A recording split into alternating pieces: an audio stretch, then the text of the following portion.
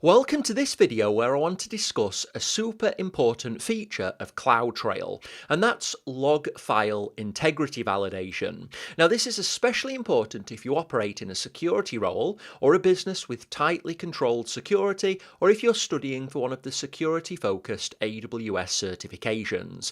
Now I want to jump right into it, so let's get started. Now at this point in your study, you should understand the job of CloudTrail, and that's to generate log files which detail account API activity and put those, if configured with a trail, into S3. Now the number of logs depends on the account activity, but they're delivered periodically and contain activity for a given time period. Now this information is super valuable if you need to understand what's happening in your AWS accounts, so who is doing what to what resources. But in many organizations, this isn't enough. For many organizations, for every CloudTrail log file that you receive, you need to know if they're valid, or if they've been deleted or modified in any way. You have to have complete confidence in the validity of your log files. Now you can have this confidence by using the log file validation feature. This is a feature that you enable on a trail, and once enabled it directs CloudTrail to create and sign digest files, and these digest files are delivered into the same bucket as the logs but a different folder. And this means that you can apply different security to these digest files if you need role separation within your business. So what are these digest files? Well, these are files which have a few very important aspects to them. Firstly, they contain a hash of every log file delivered in the last hour. Remember, a hash is a one-way thing, so it's easy to create a hash of a file. It's easy to confirm that that hash matches that file, but it's impossible to reverse a hash, i.e. create a file from a hash, and it's incredibly difficult to adjust a file until a desired hash is achieved. And this makes hashes ideal to validate the contents of large files. So because these digest files contain a hash of all the log files delivered within a given hour period, if you possess the digest file and if you trust that digest file, then you know that the log files which it contains hashes for are also valid. Let's assume we have a bad actor who deletes a CloudTrail log file and edits another to hide some damaging activity.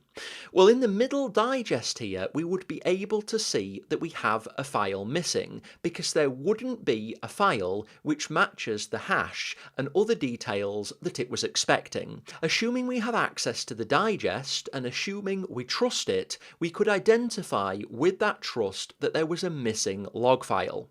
The same is true if a log file was edited, because the hash contained in the digest file would be different than the hash of the actual log file. Again, assuming that we have the digest file and assuming we trust it, we would know that a particular log file wasn't genuine, for example, if it had been edited. Now this is a really key piece to the whole product feature. We need to have access to the digest files and this is the key part, we need to trust those digests. So how can we trust the digest files? They're just files after all.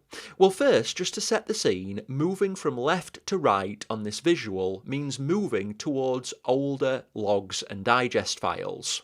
Each digest file contains, in addition to the hash of all of the log files, the signature of the previous digest file.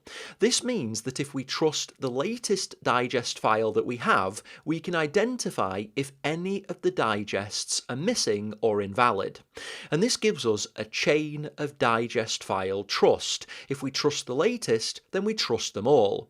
So how do we know if any of the digest files are valid? Simple. CloudTrail has a private key, and it uses this key to sign each of the digest files, and this means we can use the corresponding public key to validate the digest files. Once we trust those, we trust the chain of digest trust, and once we trust that chain, we can identify any missing log files and validate the ones which do exist as being unchanged from when they were delivered by CloudTrail. So this all functions because of a chain of trust. CloudTrail signs and so allows us to validate the digest files.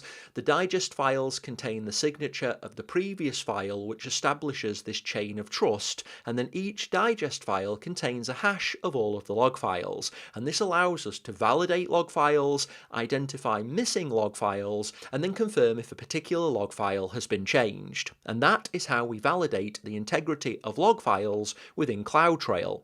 Now, I hope this visual helps you to understand it, but let's quickly summarize the key points before we finish this video. First, log file integrity validation is enabled on an individual trail.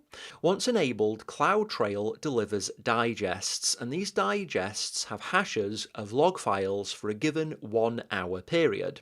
These digests are signed using a CloudTrail private key, and this key is unique per region.